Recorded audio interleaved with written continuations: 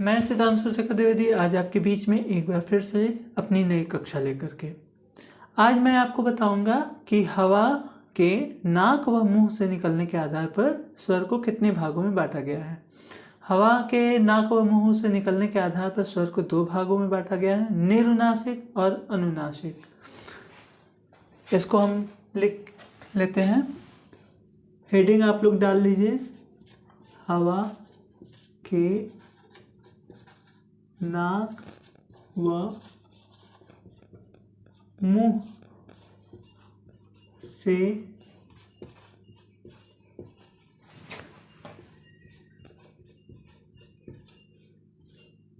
निकलने के आधार पर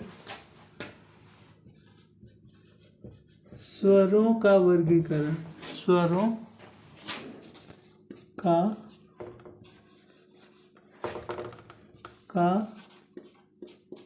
वर्गीकरण।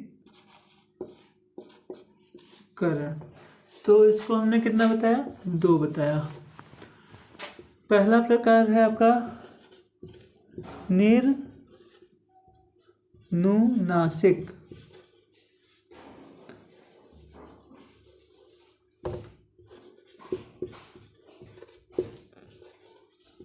एवं दूसरा हमारा क्या है? अनुनासिक। अनुनासिक।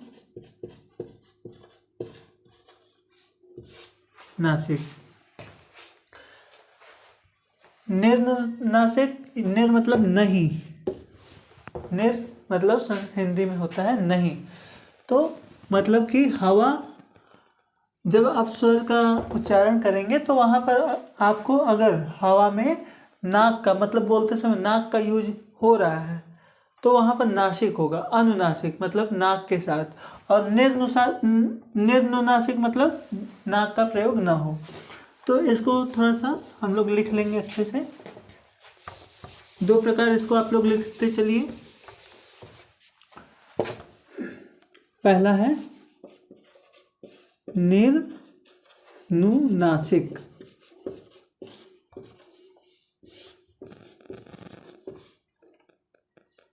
स्वर। इसको आप लिख लीजिए, वे स्वर जिनका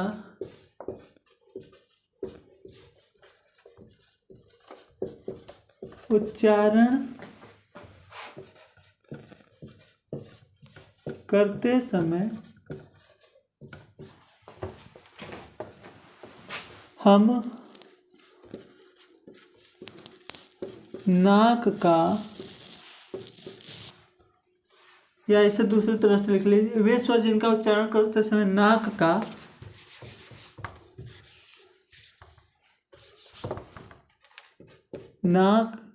का प्रयोग नहीं होता है उसे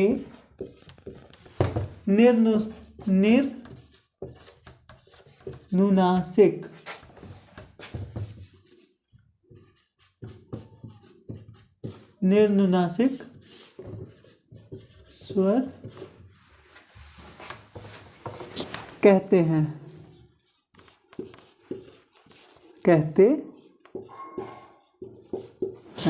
जैसे इसके अंतर्गत हमारे कौन कौन से स्वर आएंगे? अ, आ, ई, इसी तरह। दूसरा हमारा क्या है? अनुनासिक स्वर। दूसरा है हमारा अनु। आप लोग साथ साथ लिखते रहेंगे जिससे कि आपका सिलेबस और बाद में पढ़ने के लिए आपको आसानी हो। अनुनासिक स्वर, इसको हम लोग कैसे लिखेंगे? वे स्वर जिनके उच्चारण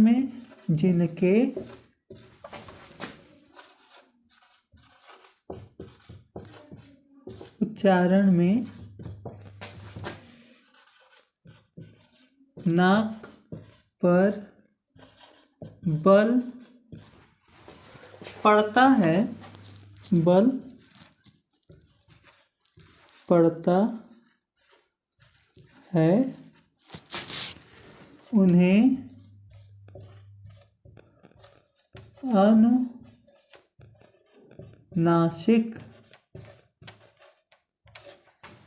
अनुनासिक स्वर कहते हैं। इसके अंतर्गत कौन कौन से आएंगे? जैसे आप पढ़े होंगे चंद्रबिंदी, तो चंद्रबिंदी जहाँ भी रहेगा वहाँ नाक का प्रयोग होता ही है। जैसे इसको नहीं पढ़ेंगे, नाक पर बल पड़ेगा, ऐसे आदि। ठीक, अब इसको थोड़ा सा ट्रिक से समझ लेते हैं कि कैसे होगा।